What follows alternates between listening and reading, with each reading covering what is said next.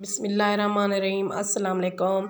आज हम शिमला मिर्च और आलू का सालन बना रहे हैं। सबसे पहले हमने शिमला मिर्च को काट लिया है। एक हस्बे ज़रूरत नमक, 1 चम्मच सूखा धनिया, 1 चम्मच लाल मिर्च, 2 टमाटर, 1 प्याज, आधा किलो आलू छोटे छोटे साइज़ में काट लिए, 1 कटोरी ऑयल। पहले चूल्हा चला दिया है हमने, देगची रख दी है। अब ऑयल शामिल करेंगे 1 कटोरी। अब इसके अंदर एक अदद प्याज शामिल करके हमने इसे थोड़ा सा भूनना है, हल्का सा ब्राउन करना है इसे। थोड़ी देर बाद इसमें चम्मच हिलाना है, जलें भी नहीं, अच्छे से सॉफ्ट करने हैं। अब हम इसके अंदर टमाटर शामिल कर देते हैं, जो 2 काटे थे, इनको भी भूनना है इन प्याज़ों के साथ। चम्मच हिलाते रहना है जब तक ये सॉफ्ट नहीं हो जाता मसाला। तब हम इसके अंदर और मसाले ऐड करेंगे। 1 चम्मच सूखा धनिया शामिल कर दिया है, 1 चम्मच लाल मिर्च कूटी हुई वो शामिल कर देनी है, हमने बच्चों को खिलाना है, ज़्यादा मीठ तीखी वाली नहीं है। आधा चम्मच हल्दी ये भी शामिल कर दिए मसाले में। नमक हस्बे ज़रूरत, जितना आप खाते हैं उतना डालना है। अब हम इस मसाले को भूनेंगे, अच्छे से ग्रेवी बनानी है इसकी, जब तक टमाटर और प्याज बिल्कुल मैल नहीं हो जाते। फिर हम इसके अंदर आलू शामिल करेंगे। मसाला हमारा हल्का सा सॉफ्ट हो चुका है, अब पूरा भुन चुका है। अब हम इसके अंदर आलू डाल रहे हैं, आलू को डालकर भूनना है।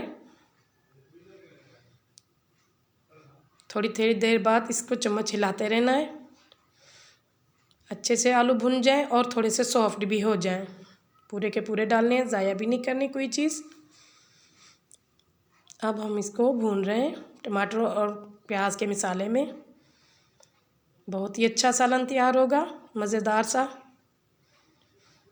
अब थोड़ा सा हम इसके अंदर पानी डाल के ढकना देकर थोड़ा सा सॉफ्ट करने के लिए आलू चेक करेंगे, गल चुके हैं तो फिर हम इसके अंदर शिमला मिर्च शामिल करेंगे।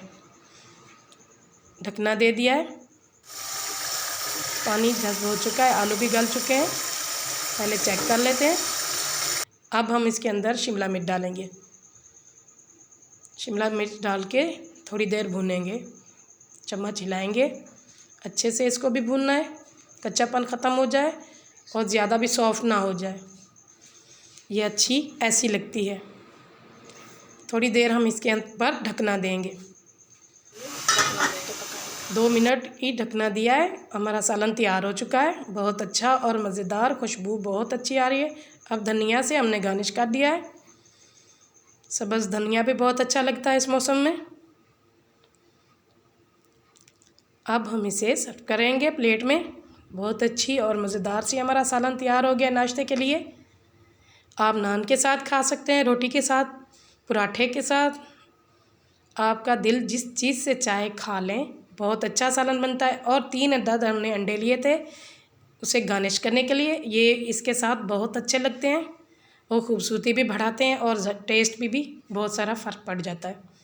अगर आपको हमारी रेसिपी अच्छी लगे, लाइक और सब्सक्राइब कमेंट कीजिएगा, ज़्यादा से ज़्यादा वीडियो को शेयर कीजिएगा।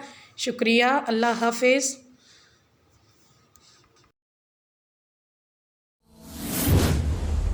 Subscribe to my channel